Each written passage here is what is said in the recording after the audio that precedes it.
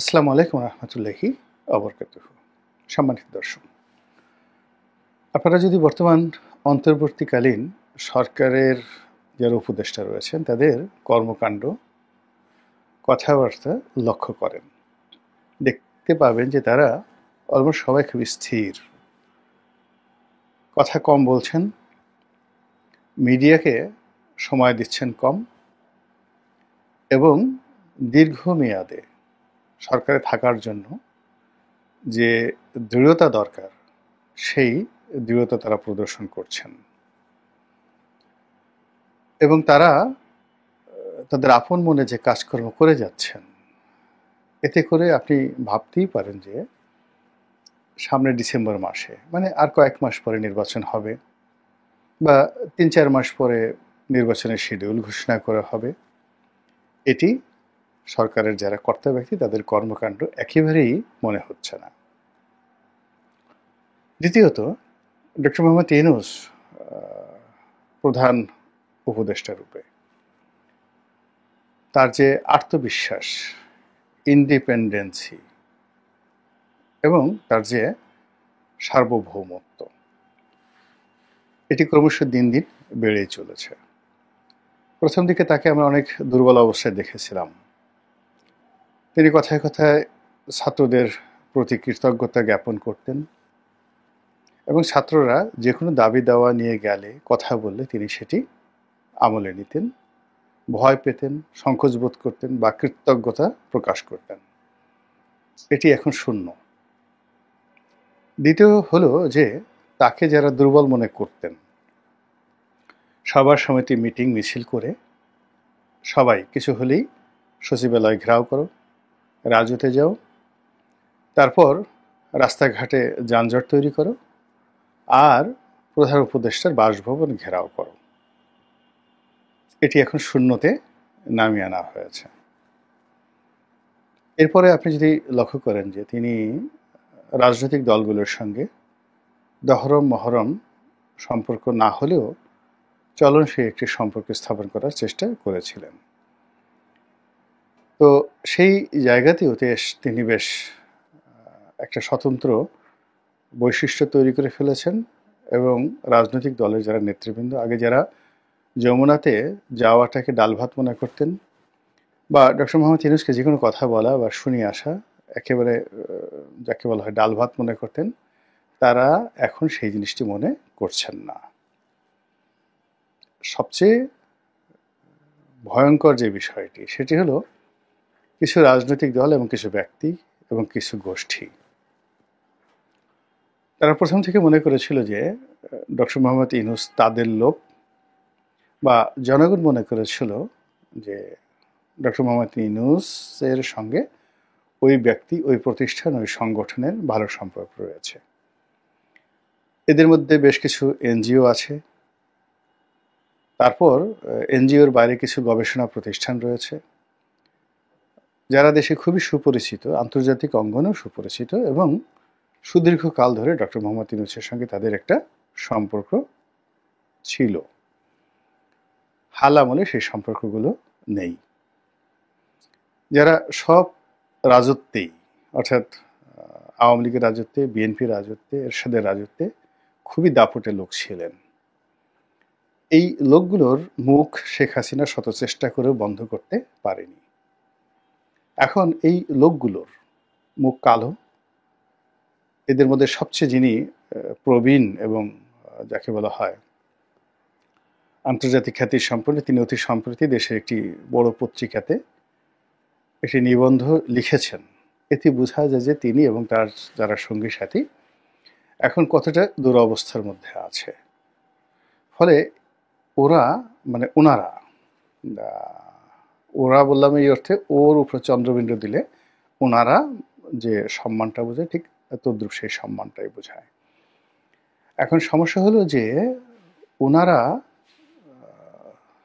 Doctor Mohammad ইউনূসকে যেভাবে মনে করেছিলেন যে তাদের পকেটের ট্রাম্প কার্ড, তারা যেভাবে বলবেন সেভাবে চলবে, সেটা হচ্ছে না। ফলে ডক্টর মোহাম্মদ ইউনূস আপন কর্তৃত্বে, একক কর্তৃত্বে তিনি কিন্তু এখন এগিয়ে যাচ্ছেন। দ্বিতীয়ত, পুলিশের মধ্যে যে আওয়ামী প্রীতি ছিল, বিএনপির বিভক্তি ছিল, বিএনপির দাপট ছিল, জামাতের দাপট ছিল, এটি ক্রমান্বয়ে কমতে কমতে কমতে কমতে পুলিশ এখন মোটামুটি একটা নিউট্রাল পথে এগোনোর চেষ্টা করছে, এবং সেখানে সঙ্গত কারণেই এখন যারা পুলিশের কর্তা ব্যক্তি রয়েছেন তাদের সঙ্গে সরকারের, অর্থাৎ অন্তর্বর্তীকালীন সরকারের একটা সম্পর্ক প্রফেশনাল ওয়েতে হয়ে গেছে। ফলে এখন পুলিশ কোনো বিএনপি নেতার হুকুম, জামাত নেতার হুকুম, কিংবা অতীতে আওয়ামী লীগ সরকার আমলে বড় কোনো পদ পদবিতে ছিলেন, আওয়ামী ট্যাগ তাদের ছিল, এই জায়গা থেকে তারা বের হয়ে এসেছে। সর্বশেষ রইল সামরিক বাহিনী। যারা মনে করতেন যে সামরিক বাহিনীর জেনারেল ওয়াকারুজ্জামান থেকে শুরু করে যারা কর্তা ব্যক্তি রয়েছেন, মূল ক্ষমতাটা তাদের হাতে, এবং তারা যেভাবে চাইবেন ওভাবেই ডক্টর ইউনূসকে চলতে হবে, এর বাইরে হবে না। সাম্প্রতিক কিছু কর্মকাণ্ডের ফলে দেখা যাচ্ছে যে না, সামরিক বাহিনীর যে ক্ষমতা বা কর্তৃত্ব সেটা একটা ভিন্ন বিষয়, কিন্তু ডক্টর মোহাম্মদ ইউনূস এই জিনিসগুলিকে খুব পাত্তা দিচ্ছেন বা কাউন্ট করছেন, তার আচার আচরণ সেই জিনিসগুলো মনে হচ্ছে না। তিনি ক্রমশই দৃঢ়তা দেখাচ্ছেন,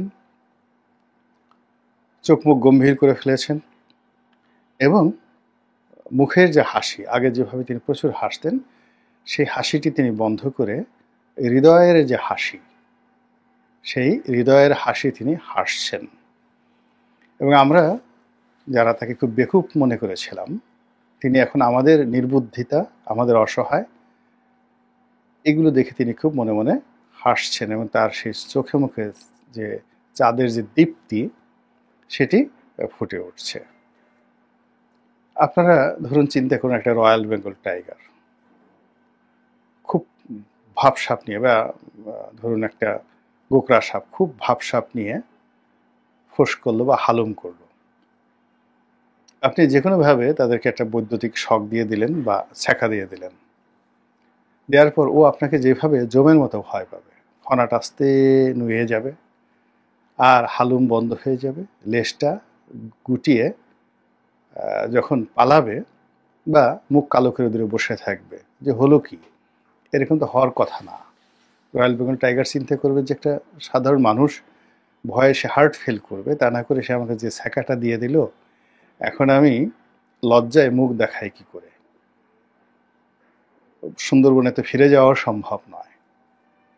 ফলে কি হলো, সে দূরে বসে বসে অবাক বিস্ময়ে সে মানুষটির দিকে তাকিয়ে থাকে।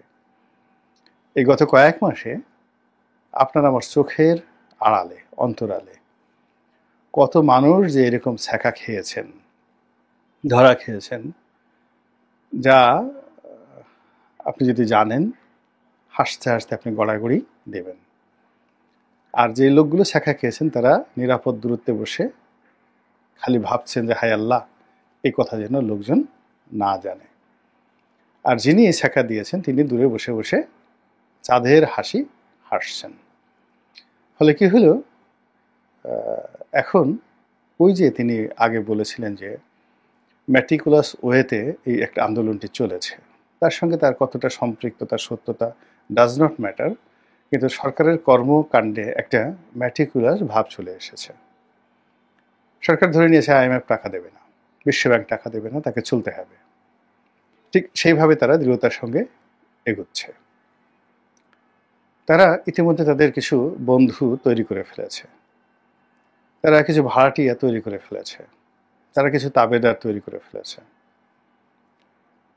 একটা ডিপ স্টেট মানে তৈরি করার জন্য, আমেরিকার ডিপ স্টেট না, প্রতিটি রাষ্ট্রের একটা ডিপ স্টেট থাকে, একটা কিচেন ক্যাবিনেট থাকে, একটা অলিগার শ্রেণী থাকে।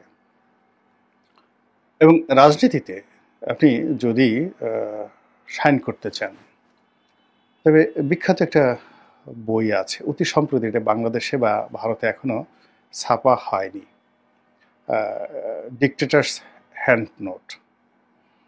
স্বৈরাচারের যে প্রথম পাঠ, আপনি স্বৈরাচারী হবেন, শক্তিশালী হবেন, এটার জন্য আপনাকে কি কি করতে হবে, যে কাজটি আজ থেকে ৫,০০০ বছর আগে রাজারা করেছিলেন, ঠিক একই কাজ হিটলার করেছেন, একই কাজ ইন্দিরা গান্ধী করেছেন, শেখ হাসিনা থেকে শুরু করে যত রেজিম সবাইকে মোটামুটি সেই কাজগুলি করতে হয়েছে।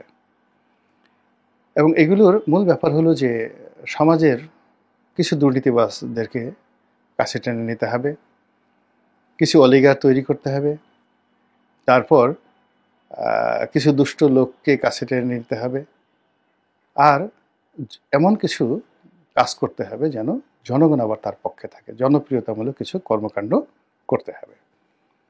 আবার সঙ্গে সঙ্গে কিছু মানে জনগণকে উস্কে দিয়ে একে অপরের বিরুদ্ধে মানে তাদেরকে ব্যস্ত রাখতে হবে। গত ৩-৪ মাসে যদি বাংলাদেশের বড় বড় কতগুলো ঘটনা দেখেন, রাজপথ যেগুলো নিয়ে গরম হয়েছে, যেই রাজপথের সঙ্গে আসলে ডক্টর মোহাম্মদ ইউনূসের সরাসরি ওরকম সম্পৃক্ততা নেই। রাজপথ থেকে যে দাবিগুলো এসেছে সবাই তার কাছে চেয়েছে, তিনি দেবেন কি দেবেন না এ কথা কোনো কিছু তিনি বলেননি। তো সব মিলিয়ে তার যে অবস্থা, সরকারের যে অবস্থা, যা কিছু আছে, এটিতে একটা নতুন মাত্রা যুক্ত হয়েছে।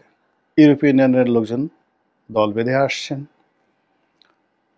তারপর আমেরিকার লোকজন দল বেঁধে আসছেন, ভারতও তলে তলে যোগাযোগ রাখছে, পাকিস্তানের লোকজন দল বেঁধে আসছে।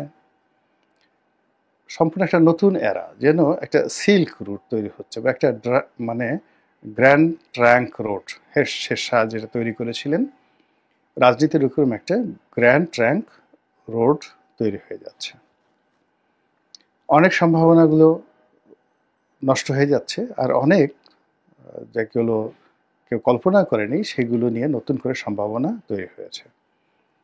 রাজনীতির হিসাবপত্র এই কয়েক মাসে একেবারে উল্টে গেছে, আর এখন সামনে যে রাজনীতি, সেই রাজনীতির যে পরিণতিটা, এটা আপনি আমি কেউ কল্পনা করতে পারছি না, কিছুই কল্পনা করতে পারছি না কোনটা কি হবে না হবে। তো যখন পানি ঘোলা হয়, কুয়াশা থাকে,